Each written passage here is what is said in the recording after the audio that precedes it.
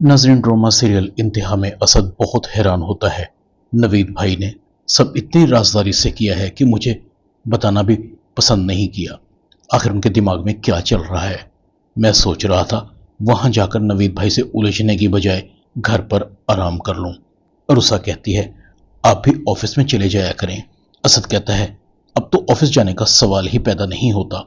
मैंने सज्जल जैसी बेवकूफ लड़की जिंदगी में नहीं देखी। मगर नौशीन आंटी तो काफी समझदार हैं।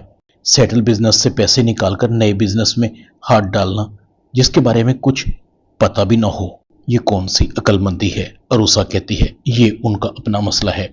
इधर जैनब अरुसा को कहती है मेरी तबीयत ठीक नहीं है, मेरे लिए एक जूस का गिलास बना दो। नौशीन और सज्जल कहती हैं अरुसा तुम्हें पता है कि एक प्रेग्नेंट लड़की के लिए एनर्जी की कितनी जरूरत होती है।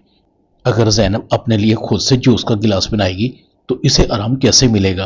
अरूसा जूस का गिलास बनाने लगती है। सज्जल चुपके से जैनब के जूस के गिलास में लेक्सेटिव मेडिसिन डाल देती है जिससे जैनब बेहोश हो जाती है।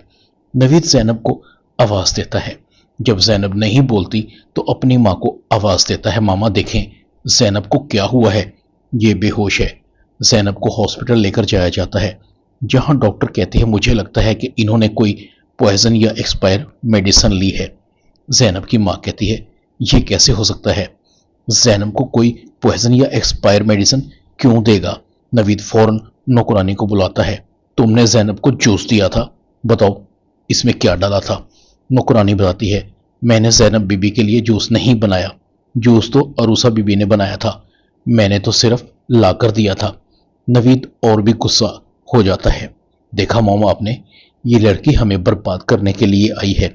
पहले इसने जैनब को धक्का दिया और अब तो हद ही कर दी। भला इतनी दुश्मनी कौन करता है। अगर मेरे बच्चे को कुछ हो गया तो मैं इसे जिंदा नहीं छोड़ूंगा। तुम निकलो अभी और इसी वक्त इस घर से। असद नवीद को कहता है नवीद भाई आपका दिमाग खराब हो गया है, बिला वजह आप अरूसा पर इल्जाम नहीं लगा सकते। अरूसा की जैनब और उसके बच्चे के साथ क्या दुश्मनी हो सकती है। नवीद कहता है इस सब के तुम जिम्मेदार हो, तुम चाहते ही नहीं कि मेरी औलाद हो।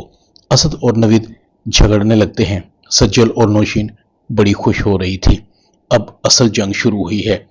अब नवीद कभी इस घर में नहीं रहेगा, अब तो इस घर का और बिजनेस का बंटवारा होकर ही रहेगा।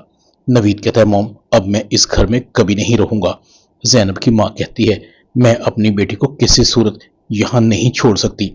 अस्मा कहती है प्लीज बात को समझने की कोशिश करो, नवीद जरूर कोई गलतफहमी हुई है।